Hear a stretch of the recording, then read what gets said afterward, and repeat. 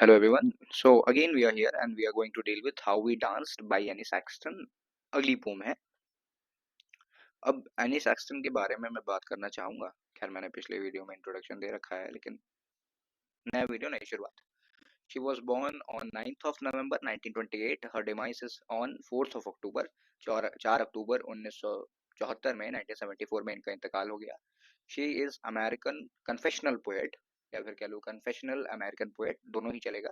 Confessional का मतलब हिंदी में समझ लो एक ऐसी लेखिका लेखक या एक ऐसा व्यक्ति जो जब लिखता है तो अपनी पर्सनल लाइफ को ही उतार देता है, उकेर देता है कागज के पन्ने पे. That is known as confessional. ठीक है. So here we are. This is explanation by Prakhar Tripathi. Basically ये मैं ही हूँ, इसमें मैं को समझा नहीं सकता हूँ. My IG handle, Instagram handle is प्रखर Tripathi 011 and my YouTube channel which you are watching obviously is Study with Prakhar. And if you want notes, do contact me on 9336903429. Notes ले लेना मुझसे अगर जरूरत हो तो यहाँ पे टेक्स्ट करके. So let us begin. Title explanation. Title ही समझ में आ जाता है तो चीजें थोड़ी सी क्लियर हो जाती हैं शुरू से ही. The title How We Dance suggests a nostalgic recollection of a dance shared between the speaker and her father. अब देखो, एक डांस, एक कह लो बॉल पार्टी है या एक फॉर्मल डांस गैदरिंग है जहाँ पे एनी सैक्सटन है और उनके फादर साहब भी हैं. फादर का नाम मैंने पिछले वीडियो में बताया है लेकिन मैं यहाँ पे भी बताऊंगा. एक सेकंड जूम इन कर देता हूँ ताकि मुझे भी आसानी होती है. हाँ, अब ठीक है. फादर साहब का नाम है Ralph, RALPH, Ralph Churchill, CHURCHILL Churchill, Harvey, HARVEY, Ralph Churchill Harvey. तो एनी सैक्सटन और उनके फादर किसी एक फॉर्मल गैदरिंग में बॉल डांस पार्टी में गए हुए हैं एंड वहाँ का ये उसी इंसिडेंट को ये डिपिक्ट करती है poetry. However as the poem unfolds, जैसे जैसे पोम आगे बढ़ती है, it becomes clear that the dance is symbolic of their complex and possibly troubling relationship. यानी कि हमारे एनी सैक्सटन और राल्फ चर्चिल के बीच के जो रिलेशनशिप थे वो सही नहीं थे, जबकि वो फादर डॉटर का रिलेशनशिप था. चलो डील करते हैं central theme of the pome को. मान लो किसी को लाइन बाय लाइन एक्सप्लेनेशन ही चाहिए, ये सारी चीजें नहीं चाहिए तो वो स्किप कर दे, आगे जाके लाइन बाय लाइन एक्सप्लेनेशन देख ले. क्विक रिवीजन के लिए यही सारी चीजें जरूरी होती हैं, इसलिए इनको शुरू में रखा है. Central theme of the pome explores nostalgia. Nostalgia यानी कि पुरानी अच्छी मेमोरीज, लेकिन वो धीरे धीरे बुरी होती हुई यानी बुरी मेमोरीज में टर्न आउट कर जाएंगे धीरे धीरे.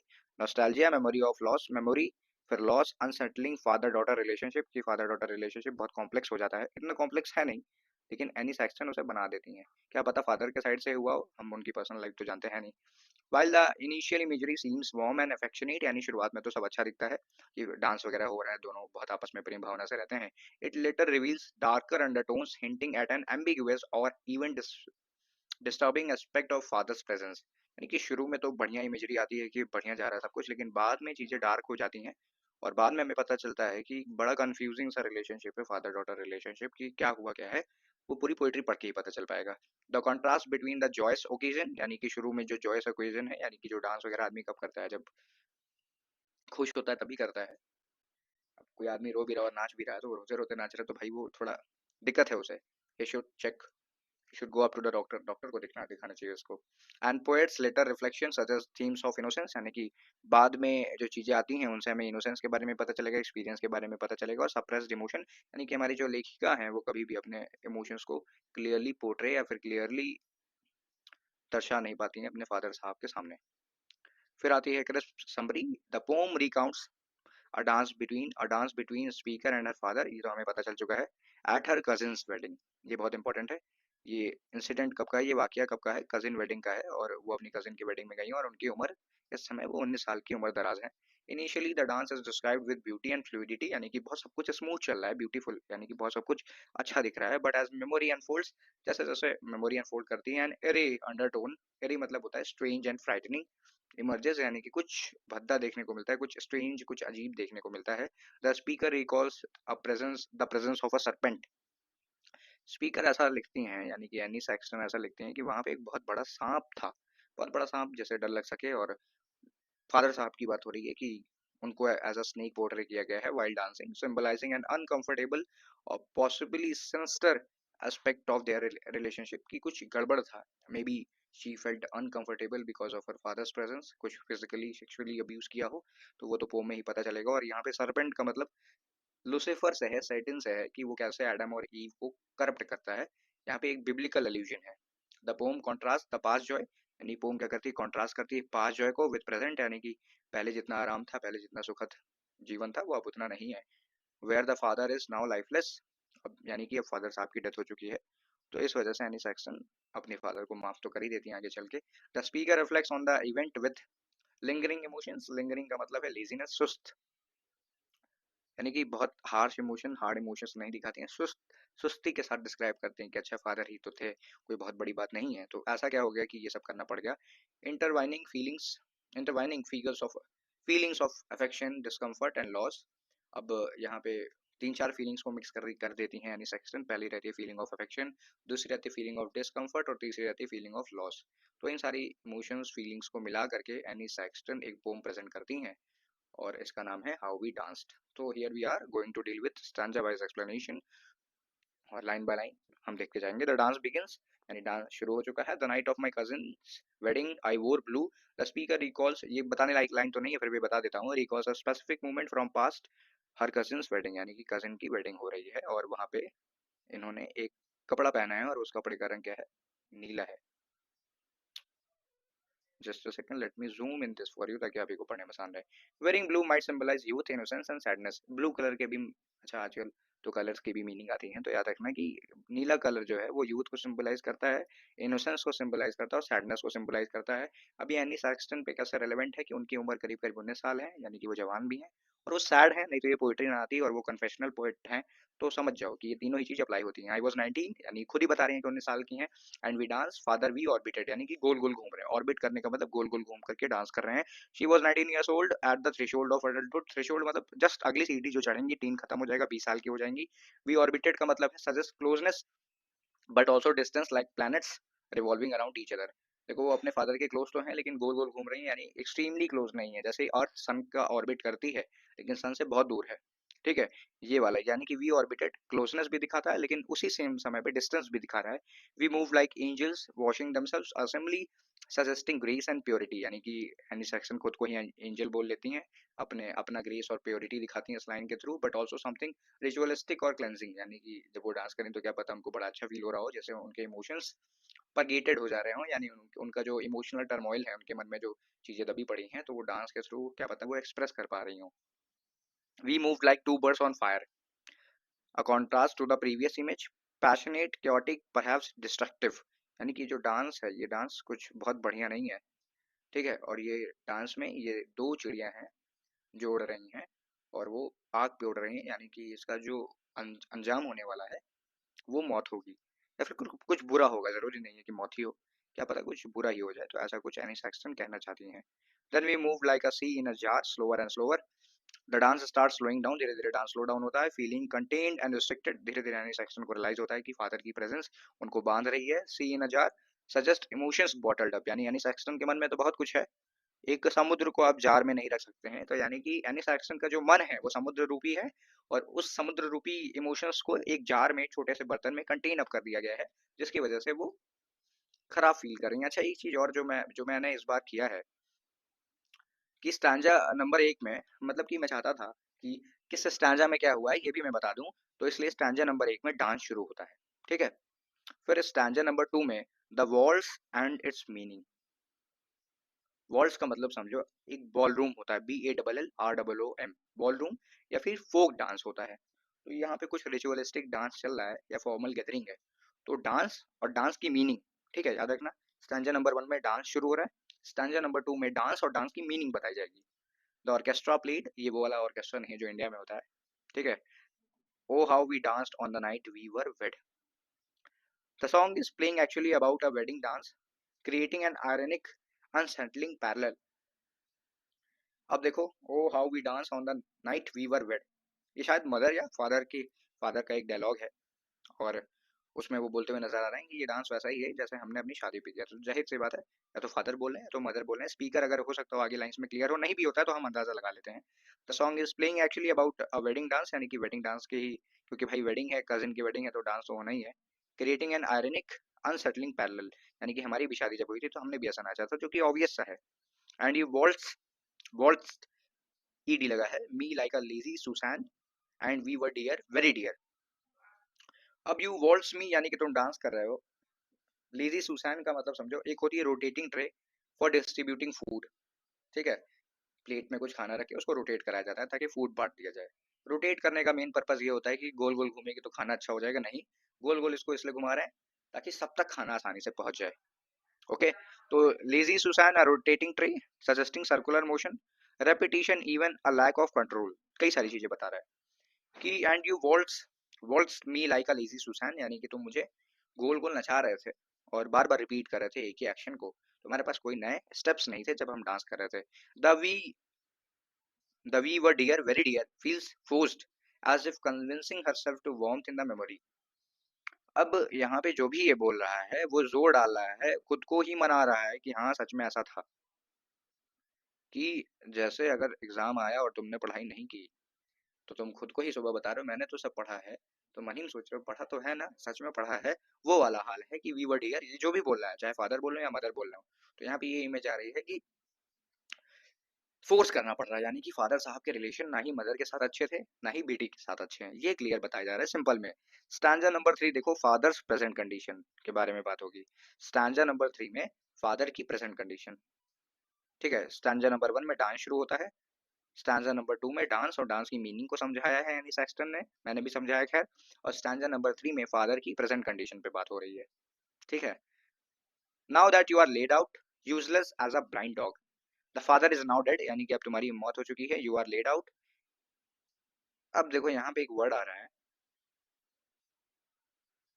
जो कि है इनकैपेसिटेटेड, यानी कि अब तुम में कोई कैपेसिटी नहीं रह गई है।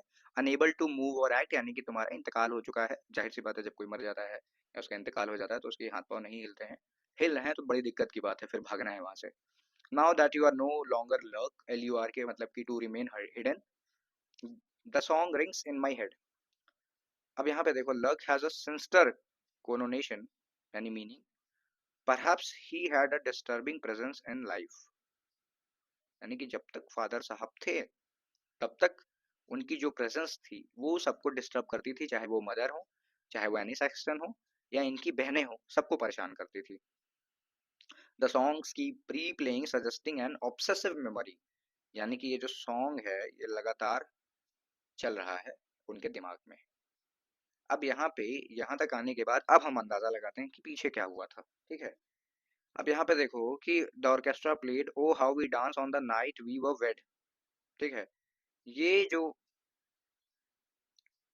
लाइन है ये कहीं ना कहीं फादर ने ही बोली या कहीं ना कहीं मदर ने बोली है, लेकिन उसको पोर्ट्रे कौन कर रहा है, उसको पोर्ट्रे करती हैं एनी सैक्सटन, ठीक है। एनी सैक्सटन खुद बता रही हैं उनके बिहाफ पे, ठीक है, अपनी मदर को, अपनी मदर के बिहाफ पे खुद को रख के ये स्टेटमेंट वो देती हैं। ये मेरा इंटरप्रिटेशन है इस लाइन से। अब देखो आगे, मतलब हम पीछे चलते हैं। The song keeps replaying suggesting an obsessive memory, यानी कि जो गाना बज रहा है वो कई बार वेडिंग्स में बजता है, यानी कि रिचुअलिस्टिक है, बार बार बजाया जाता होगा वेडिंग्स पे।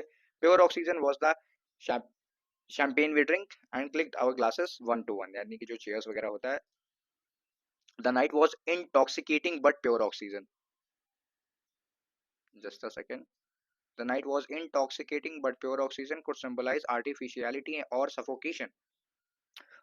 इंटॉक्सिकेटिंग मतलब नशीली वो जो रात थी वो नशीली थी जहाँ पे डांस वगैरह हो रहा है, लेकिन प्योर ऑक्सीजन जैसी थी, क्योंकि जब आदमी नशे में होता है तो उसको कुछ समझ में नहीं आता, दुख क्या है, दर्द क्या है, गम क्या है, खुशी क्या है, वैसा कुछ सिंबलाइज आर्टिफिशियलिटी और सफोकेशन।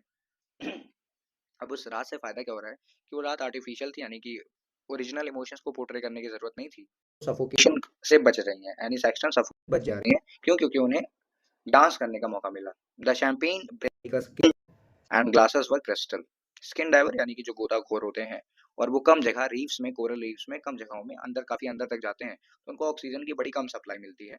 आज स्ट्रेंज कंपैरिजन, यानी कि ये जो लाइन है इसमें बड़ा स्ट्रेंज कंपैरिजन होता है। आज skin diver beats in a limited supply of oxygen, possibly hinting at restraint और सफोकेशन। इसको समझ लो कि जो फादर की प्रेजेंस थी वो एनी सैक्सटन के लिए ऐसी थी कि जहाँ पे उन्हें बहुत कम ऑक्सीजन ब्रीथ करने के लिए मिलता था, जिस वजह से वो कभी भी फ्री फील नहीं कर पाई। अब ये जो शैंपेन था वो स्किन ड्राइवर की तरह था, यानी कि वो जो शैंपेन है उस जो थोड़ी बहुत भी ऑक्सीजन आ रही थी ना वो शैंपेन की वजह से आ रही थी, क्यों? क्योंकि वो जो शैंपेन था वो नशीला था, तो जब नशा हो जाता है तो एनी सैक्सटन अपनी सारे दर्द दुःख को भूल गई थी और वो प्रेज़ेंट को फ़ील कर पा रही थी, नहीं तो वो हमेशा टेंशन में ही रहती थी कि ये जो फ़ादर डॉटर रिलेशन है वो क्यों इतना ख़राब हो गया है।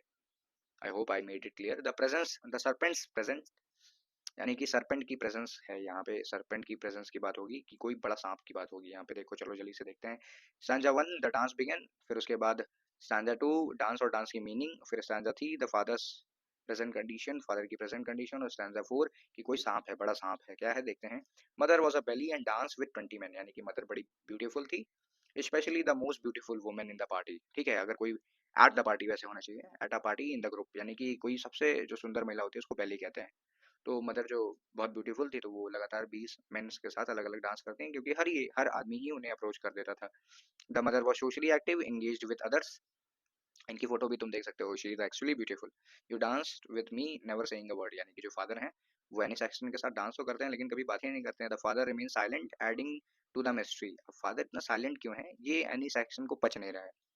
Instead the serpent spoke as you held me close. अब देखो, biblical reference to serpent in Eden symbolizing temptation sin और danger.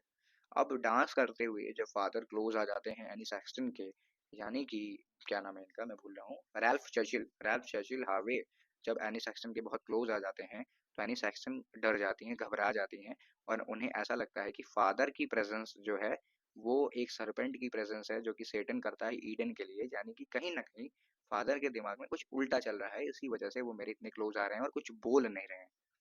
A shift in tone disturbing implications of father's closeness, यानी कि फादर साहब जो कि कभी बात नहीं करते हैं सही से, डांसिंग के वक्त ही मेरे इतने क्लोज क्यों आ रहे हैं। यहाँ पे एनी सेक्शन का दिमाग थोड़ा उल्टा चल रहा है। The serpent that mocker woke up and pressed against me like a great god, and we bent together like two lonely swans. The serpent pressed against her suggest discomfort or something inappropriate. अब देखो, serpent press कर रहा है, यानी कि रुको मैं draw करके दिखाता हूँ इसको, तभी हो सकता हो कि मैं क्लियर कर पाऊँ, और क्लियर करना ही मेरी जिम्मेदारी है। सपोज करो कि ये हैं एनी सैक्सटन, है नहीं, सपोज करना है, और सांप हैं उनके फादर, तो फादर साहब क्या कर रहे हैं, उनको इस तरह से लपेट रहे हैं। ठीक है, ठीक इस तरह से एक सांप है जिसने एनी सैक्सन को चारों ओर से कस के पकड़ लिया है।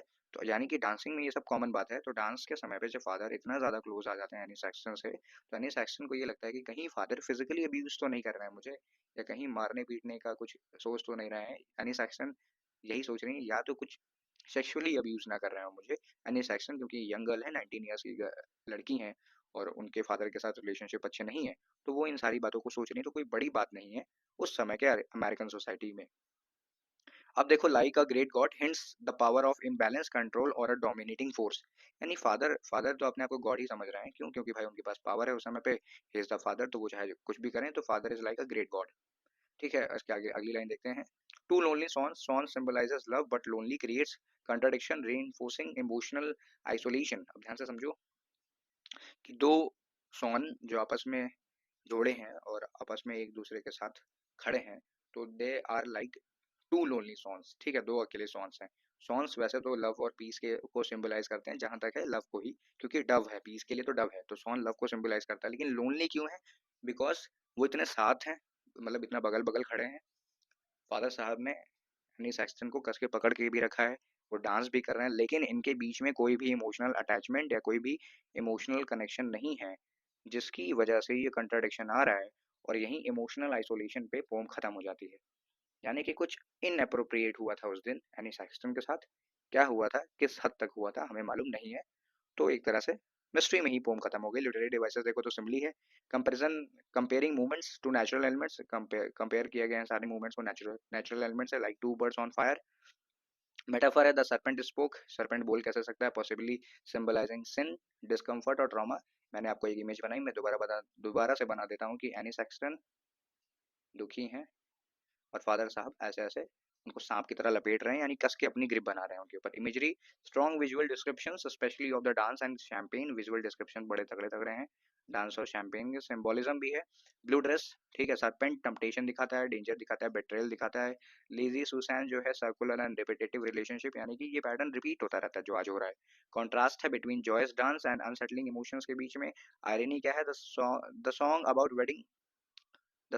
Wedding dance playing while the father daughter relationship is uneasy, यानी कि वेडिंग सॉन्ग चल रहा है, और वेडिंग सॉन्ग का मतलब खुशियां होनी चाहिए, लेकिन जो फादर डॉटर रिलेशनशिप है वो अनईजी सा चल रहा है। फाइनल थॉट्स देख लेते हैं, ये मैंने एक्स्ट्रा ऐड किया है इस बार, अगर पसंद आए तो बताना मुझे हर वीडियो में चाहिए कि नहीं। अब जो यहाँ तक पहुंचेगा वही बता भी पाएगा। खैर, एनी सेक्सटेंस, यहाँ पे फिर एक टाइपो है, सॉरी फॉर दैट, क्योंकि ये ऑटो करेक्ट हर बार यही कर देता है। How we dance is deeply layered poem, यानी कि ये बहुत डीपली लेयर्ड पोम है।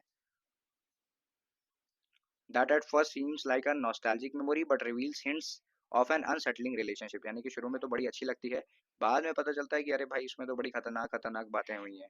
The pome uses powerful imagery, इस पोम में बड़ी पावरफुल इमेजरी यूज हुई है, कॉन्ट्रास्ट यूज हुआ है और सिंबल्स यूज हुए हैं। To explore themes of loss, loss की बात हुई है, नॉस्टैल्जिया की बात हुई है, रिप्रेस इमोशंस की बात हुई है, of an ambiguous father daughter dynamic, यानी कि फादर और डॉटर का जो रिलेशनशिप है वो बड़ा कंफ्यूजिंग सा है, तो कुछ क्लियर इमेज नहीं पता चल पाई है इस पोएट्री में। Moving on to the next page, और वो है खाली, बच्चों बजाओ ताली, and thank you so much for watching. Hope so you like the video, please do subscribe to me, share the video.